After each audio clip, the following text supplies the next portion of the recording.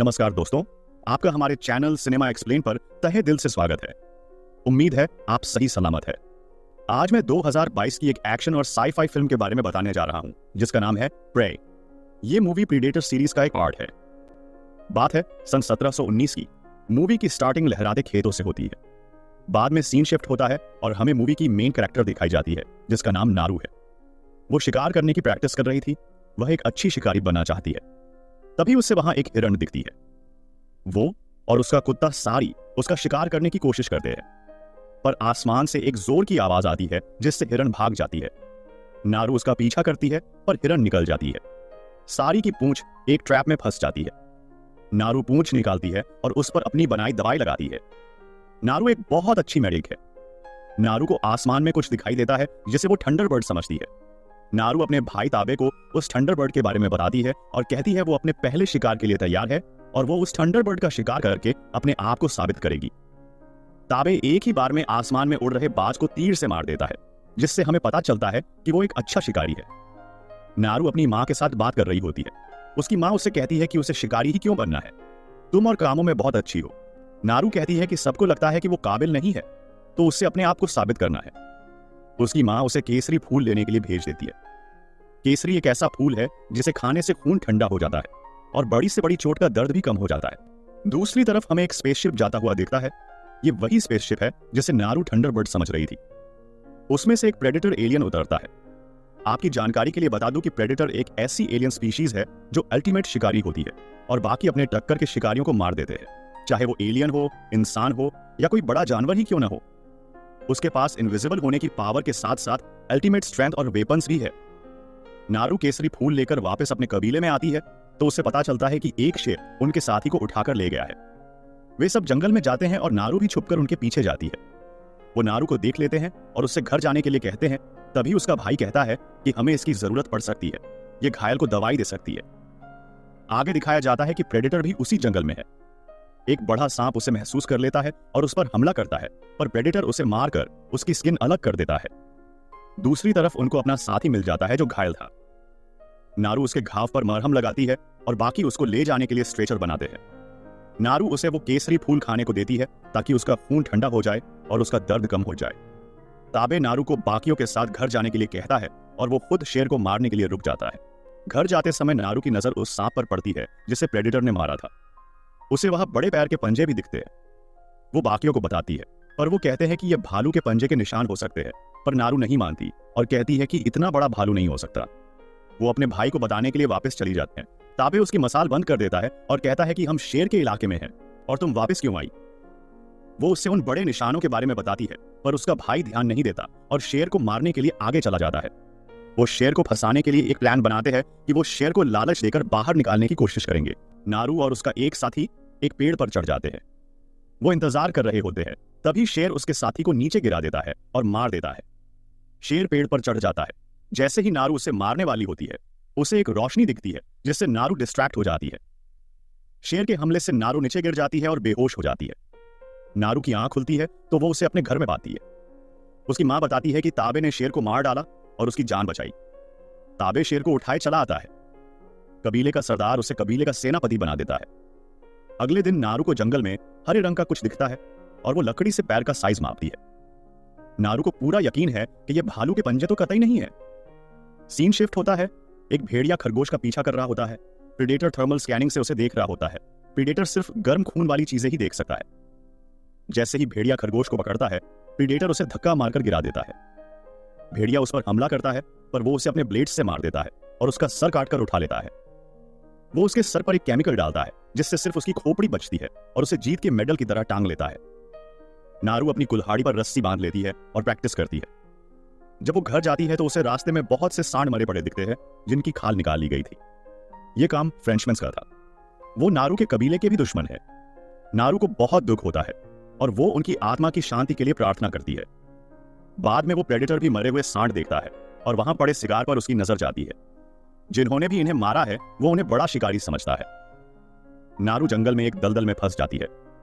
वो अपनी कुल्हाड़ी को लकड़ियों में फंकती है ताकि कुल्हाड़ी को फंसाकर रस्सी की मदद से बाहर आ जाए। कई कोशिश करने के बाद कुल्हाड़ी फंस जाती है और नारू बाहर निकल आती है। नारू अपने आप को साफ कर रही होती है, तभी उसे एक भालू दिखाई देता है। भालू को नारू की स्मेल आ जाती है। जैसे ही वो उस भालू को मारने के लिए तीर चलाने लगती है, उसके कमान की रस्सी टूट जाती है। भालू उसे देख लेता है और उसके पीछे पड़ जाता है। नारू कमान ठीक कर लेती है, पर निशाना चूक जाता है।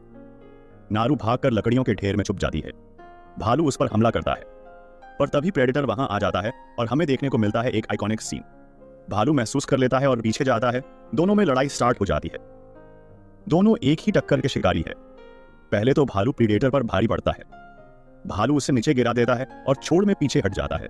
तभी प्रीडेटर खड़ा होता है और भालू उसकी तरफ भागता है, पर प्रीडेटर एक ही मुक्का मारता है और भालू के प्राण पखेरु हो जाते हैं। वो इतने भारी भरकम भालू को आसानी से उठा लेता है। जब भालू का खून प्रीडेटर पर पड़ता है, तब नारू को प्रीडेटर दिखाई देता है और उसके होश उड़ जाते हैं। नारू भागकर पानी में कूद जाती है और वहां से बचकर निकल जाती है, पर प्रीडेटर उसे थर्मल इमेज की वजह से देख लेता है। नारू जाकर सब कुछ अपने कबीले वालों को बताती है, पर वो उसे मजाक समझते हैं। वो नारू को घर चलने के लिए कहते हैं, पर नारू मना कर देती है और उनमें लड़ाई शुरू हो जाती है। वो नारू को पकड़कर ले जा रहे होते हैं और प्रीडेटर वही उन्हें देख रहा होता है। वो हथियार देखकर उन्हें शिकारी समझ लेता है। वो एक जगह रुककर शिकार कर रहे होते हैं और प्रेडेटर आकर अपने एरो ब्लास्टर से एक को मार देता है।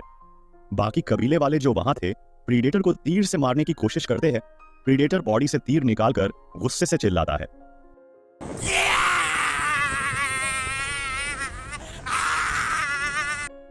वो एक को उठाकर दूर पटक देता है और दूसरे को बड़ी बेरहमी से मार देता है।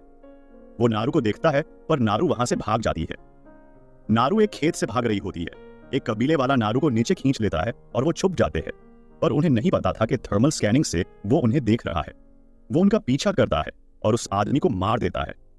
भागते भागते नारू का पैर एक ट्रैप में फंस जाता है।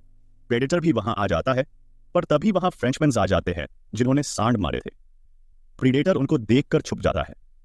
वो नारू को बेहोश करके अपने साथ ले जाते हैं। उन्होंने भी उस प्रीडेटर के बारे में सुन रखा था, तो वो नारू से पूछते हैं कि उसे उसके बारे में क्या पता है, पर नारू कुछ नहीं बताती, क्योंकि वो उन्हें उस प्रेडेटर के हाथों मरवाना चाहती थी। उन्होंने उसके भाई को भी पकड़ रखा था। वो उसे टॉर्चर करते हैं, पर नारू कुछ नहीं बताती। वो दोनों को एक पेड़ पर बांध देते हैं ताकि जब प्रीडेटर वहां उनको मारने आए तो वो उसे पकड़ लेंगे। पर प्रेडेटर उनकी चाल समझ आता है और पीछे से उनके कई साथियों को मार देता है।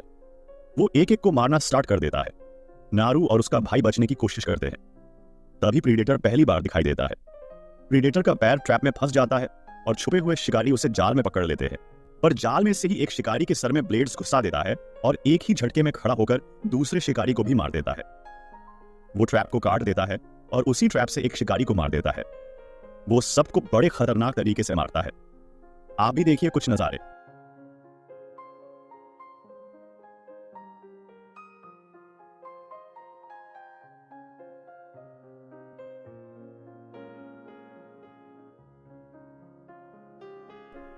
इधर नारू एक ट्रैप से अपने रस्सी काट देती है।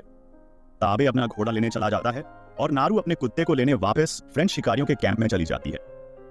नारू देखती है कि वो सारी को मारने वाले हैं, तो नारू आकर सबको अपनी कुल्हाड़ी से मारने लगती है। नारू जबरदस्त फाइट करके 4 शिकारियों को मार देती है। बाद में नारू चोट पर दवाई लगा रही होती है। तभी वहां एक शिकारी आता है जिसका प्रेडेटर ने एक पैर काट दिया था। वो नारू से ट्रीटमेंट की रिक्वेस्ट करता है और कहता है वो उससे गन चलाना सिखाएगा। नारू मान जाती है। नारू उसके पैर से प्रेडेटर का एक वेपन निकालती है और उससे केसरी फूल खिला देती है। तभी वहां प्रेडेटर आ जाता है। नारू छिप जाती है और वो आदमी मरने की एक्टिंग करता है। नारू देखती है कि प्रेडेटर उस आदमी के पास खड़ा है और उसे कुछ नहीं कह रहा, तो नारू समझ जाती है कि ये ठंडे खून वालों को नहीं देख सकता। तभी प्रेडेटर का पैर उस आदमी पर पड़ता है, तो वो चिल्लाता है और प्रेडेटर उसे मार देता है। तभी सारी प्रेडेटर पर भुगता है। वो उसे अपने एरो बूस्टर से मारने ही वाला था।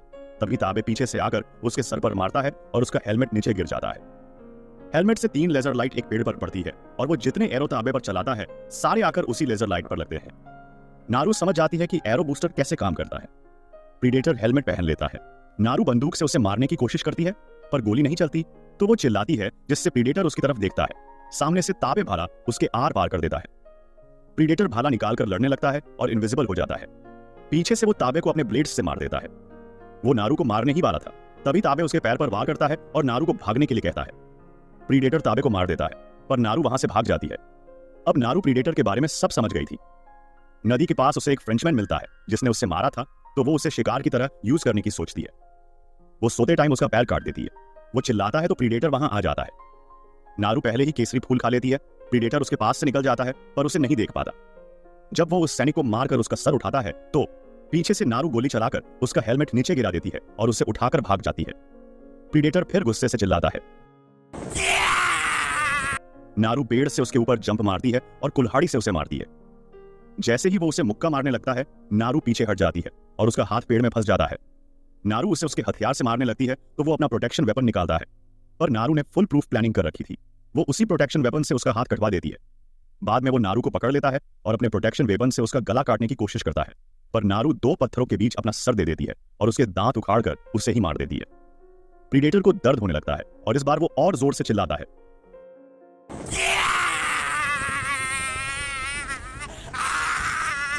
तभी सारी नारू को कुल्हाड़ी देता है। नारू उससे उसके पैर पर अटैक करती है और रस्सी से उसका गला घोट देती है। नारू नीचे कूदती है और रस्सी को खींचकर प्रीडेटर को दलदल में गिरा देती है। नारू उसका एरो बूस्टर चलाने का वेट करती है। उसे उसके लेजर वाले हेलमेट को वहां सेट कर रखा था और सारे लेजर प्रीडेटर के ऊपर ही थे। जैसे ही वो एरो चलाता है तो एरो घूमकर उसकी तरफ आने लगता है। जब वो घूमता है तो देखता है कि लेजर का टारगेट उसी पर है, तो उसके मुंह से एक ही बात निकलती है, ये तो मोय मोय हो गया। एरो उसके सर के आर पार हो जाता है और वो वही ढेर हो जाता है और शिकारी खुद यहां शिकार हो जाता है। नारू उसका सर काटकर कबीले में लेकर आती है और कहती है कि यह जगह अब सेफ नहीं है, हमें अपनी रहने की जगह बदलनी होगी। कबीले का सरदार उसे कबीले का सेनापति बना देता है। फिल्म यही खत्म हो जाती है। पोस्ट क्रेडिट सीन में हमें दिखाया जाता है कि और स्पेसशिप धरती पर आ रहे हैं। ऐसी और इंटरेस्टिंग वीडियोस देखने के लिए प्लीज चैनल को सब्सक्राइब जरूर करें। वीडियो को लाइक करें और कमेंट सेक्शन में लिखकर जरूर बताएं कि आपको वीडियो कैसी लगी। Thanks for watching the video. See you all in the next video. Jai Siya Ram.